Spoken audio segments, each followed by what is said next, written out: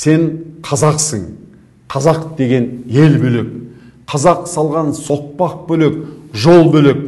Киіз үйі жер секілді жұп-жұмыр, шаңырағы күн секілді дөңгелек. Сен қазақсың. Бір Алланың құлысың.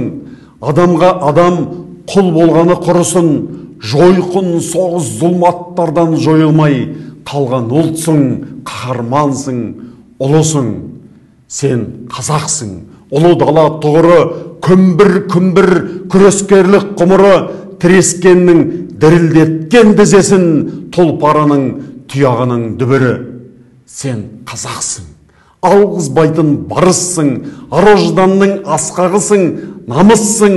Тағдырыңды танығысы келгендер тасқа басқан тарихыңмен таныссын. Сен қазақсың. Байырғы жұрт түздек ел, табиғаттан түп тамырын үзбеген, қолын жайып көктен өмір сұраған, желмаямен жер иығын іздеген.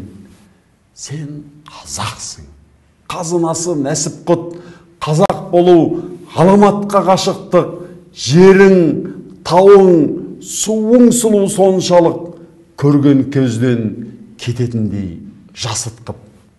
Сен қазақсың.